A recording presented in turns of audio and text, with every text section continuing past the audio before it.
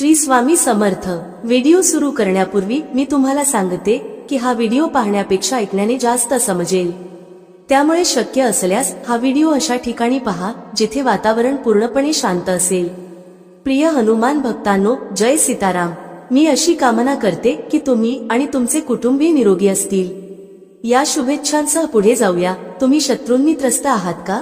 किंवा तुम्हाला असे वाटते का की तुमच्या प्रगतीमध्ये कोणी अडथळा निर्माण करत आहे?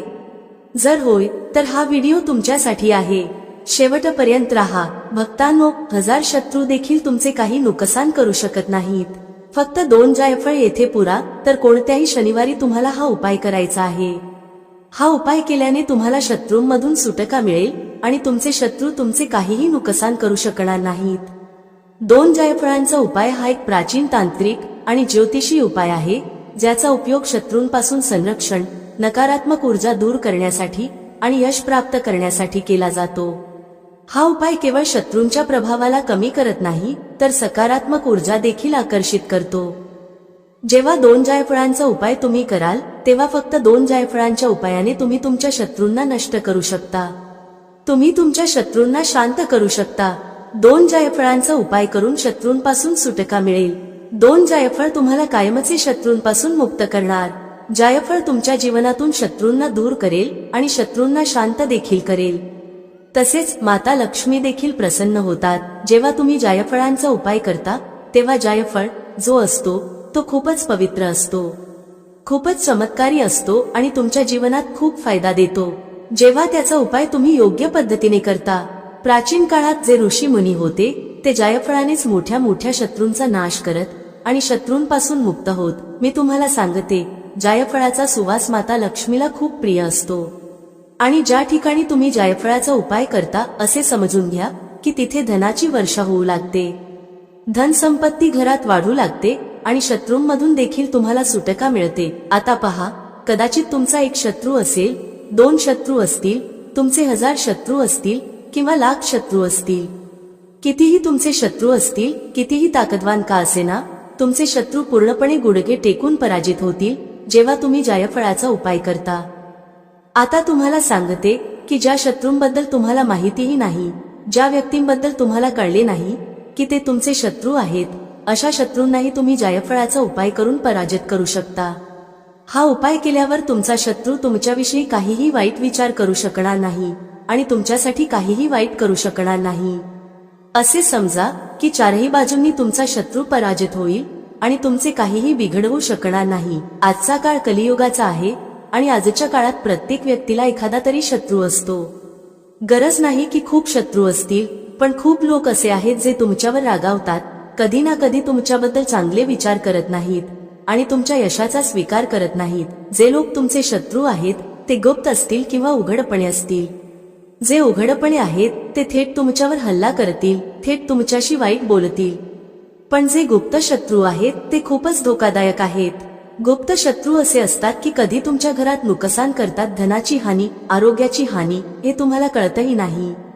ते खूप काही असे करतात ज्यामुळे घरात त्रास, दुःख, संकट, यातना वाढत जातात आणि तुम्हाला कळतही नाही। म्हणून नेहमी गुप्त शत्रूंपासून खूप जास्त सावध राहण्याची गरज असते। आता पहा, खूप लोक असे आहेत जे म्हणतात की शत्रूंपासून सुटका हवी, शत्रू आपल्या जीवनातून दूर व्हावेत। आपल्या शत्रूंनी खूप त्रास दिला आहे, इतका त्रास दिला आहे की आता आपल्याला कळत नाही की काय करावे। तर पहा, जो उपाय आम्ही तुम्हाला सांगणार आहोत, जर तुम्ही योग्य पद्धतीने, योग्य विधीने, जसे आम्ही सांगतो तसे केलात, तर उपाय यशस्वी होईल आणि तुमचे शत्रू पराजित होतील, तुमचे शत्रू शांत होतील, तुमचे काहीही नुकसान करू शकणार नाहीत। फक्त जेव्हा तुम्ही उपाय करता, तेव्हा तुम्हाला उपाय नीट ऐकून समजून घ्यावा लागतो आणि तसेच करावा लागतो जसे तुम्हाला सांगितले आहे। तर योग्य पद्धतीने उपाय करा आणि मग पहा, तुमचा जो काही शत्रू आहे तो नक्कीच पराजित होईल। जर तुम्हीही हनुमानाचे खरे भक्त असाल, तर व्हिडिओला लाईक करा आणि कमेंट सेक्शनमध्ये जय श्रीराम किंवा जय श्री हनुमान किंवा जय शनिदेव लिहा। श्री हनुमान यांच्या कृपेने तुमची जी काही मनोकामना आहे, जी काही तुमची अर्जी आहे, ती लवकरात लवकर पूर्ण होईल आणि तुमच्या सर्व मनोकामना पूर्ण होतील। हा शनिवारचा उपाय आहे आणि हा उपाय शनिवारी संध्याकाळी करायचा आहे। पूर्ण श्रद्धा आणि समर्पणाने हनुमानाचे नाव घेत हा उपाय करा. तुमची जी काही इच्छा आहे, जी काही मनोकामना आहे, ती नक्कीच पूर्ण होईल. संपूर्ण श्रद्धा आणि पूर्ण निष्ठेने श्री हनुमान आणि शनिदेव महाराज यांच्या चरणी जी अर्जी लावली जाते ती नक्कीच पूर्ण होते आणि त्याला जीवनात नक्कीच ते मिळते जे त्याला हवे असते. तर घरात बसूनच तुम्ही हा उपाय करून तुमची मनोकामना पूर्ण करू शकता. शनिवारी संध्याकाळी हा उपाय तुम्हाला 5 ते 7च्या दरम्यान करायचा आहे. आता पहा तुम्हाला काय करायचे आहे. शनिवारी संध्याकाळी एक साधा कागद घ्या ज्यावर कोणतीही रेषा नसावी किंवा काही लिहिलेले नसावे. असा कागद संपूर्ण साधा आणि कोरा असावा. या कागदावर तुम्हाला काळ्या पेनने शत्रू लिहायचे आहे. तुमच्या शत्रूचे नाव येथे लिहायचे नाही, कारण अनेकांना त्यांच्या शत्रूंबद्दल माहितीही नसते किंवा त्यांना त्यांचा शत्रू कोण आहे हे माहीत नसते किंवा हे देखील माहीत नसते की अमुक व्यक्ती त्यांचा शत्रू आहे. म्हणून फक्त आणि फक्त त्या कागदावर काळ्या रंगाच्या पेनने शत्रू लिहा. जेव्हा तुम्ही त्या कागदावर शत्रू लिहिता तेव्हा तो फक्त एका शत्रूला शांत करत नाही. तुमच्या जीवनातील कितीही शत्रू असले, समोरून हल्ला करणारा असो किंवा गुप्त शत्रू असो, तो सर्वांना शांत करतो. म्हणून कागदावर फक्त शत्रू लिहा. कागदावर जो तुम्ही काळ्या पेनने शत्रू लिहिला आहे त्या शब्दाभोवती त्या काळ्या पेनने गोल सर्कल काढून त्याला घेरून टाका. म्हणजेच त्या नावाभोवती एक वर्तुळ तयार करा. आता पहा तुम्हाला 2 जायफळ घ्यायचे आहेत. बऱ्याच लोकांना जायफळाबद्दल माहिती असते, पण बऱ्याच जणांना जायफळ काय आहे हे माहीत नसते. जायफळाला इंग्रजीत नटमेग म्हणतात आणि हिंदीत जातीफल म्हणतात. बाकी तुम्ही दुकानात जा जिथे पूजेसाठीचे साहित्य मिळते. तिथे जाऊन म्हणा की 2 जायफळ हवे आहेत. पूजा करण्यासाठीचे जायफळ तुम्हाला सहजपणे मिळतील. 2 जायफळ साबुदाणा तुटलेले किंवा खंडित असू नयेत. ज्या कागदावर तुम्ही शत्रू लिहिले आहे आणि सर्कल बनवले आहे त्याच्यावर ही 2 जायफळ ठेवा. हा उपाय तुम्ही घरातच कराल, पण जेव्हा तुम्ही हा उपाय कराल तेव्हा तुमचा चेहरा दक्षिण दिशेला असला पाहिजे. दक्षिण दिशा म्हणजे साऊथ डायरेक्शन. साऊथच्या दिशेने तुमचा चेहरा ठेवून त्या कागदावर 2 जायफळ ठेवा. नंतर संकट मोचन हनुमानजी आणि भैरव बाबांकडे प्रार्थना करा. हे संकट मोचन हनुमानजी, जसे तुम्ही भगवान रामांचे सर्व कष्ट दूर केले तसेच माझ्या जीवनातील शत्रूंनाही दूर करा. तुमची कृपा माझ्यावर कायम ठेवा. मी माझ्या शत्रूंना वर्तुळात टाकले आहे. आता तुम्ही मला माझ्या शत्रूंपासून वाचवा. माझे जे शत्रू आहेत ते गुडघे टेकून पराजित होवोत आणि माझे काहीही नुकसान करू शकू नयेत. फक्त इतकीच कृपा माझ्यावर करा.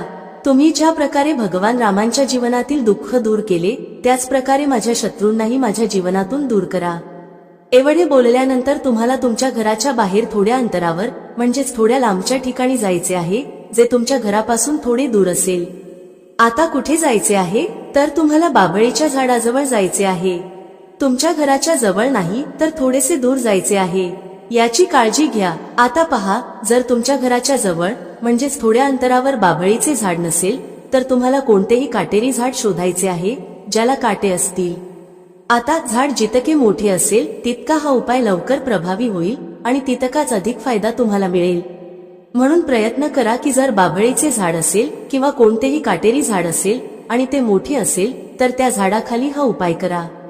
जर मोठे झाड सापडत नसेल तर तुम्ही कोणत्याही काटेरी झुडपाच्या जवळ म्हणजे झाडाच्या जवळ हा उपाय करू शकता. तर बाभळीच्या झाडाजवळ पोहोचून तुम्हाला तिथे जमिनीत एक छोटेसे खड्डे खोदायचे आहे.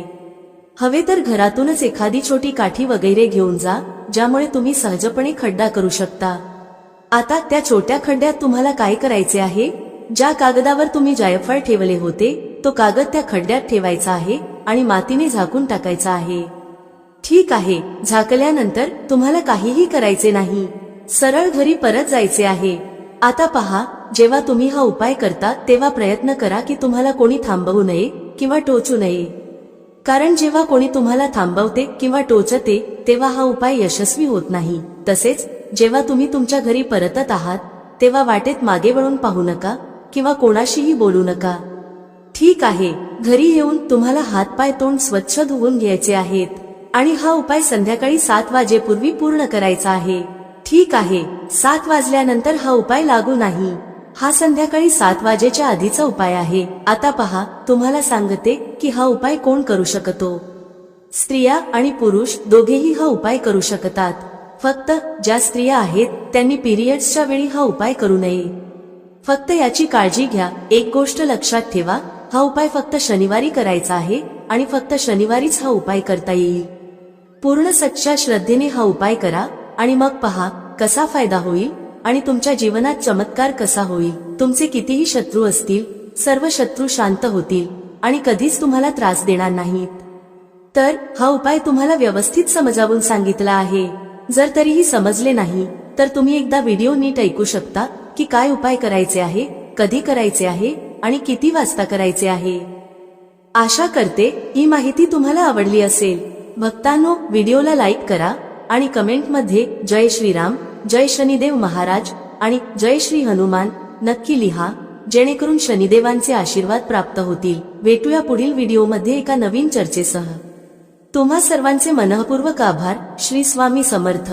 जय श्री राम, जय श्री हनुमान, जय श्री कृष्ण, जय माता लक्ष्मी.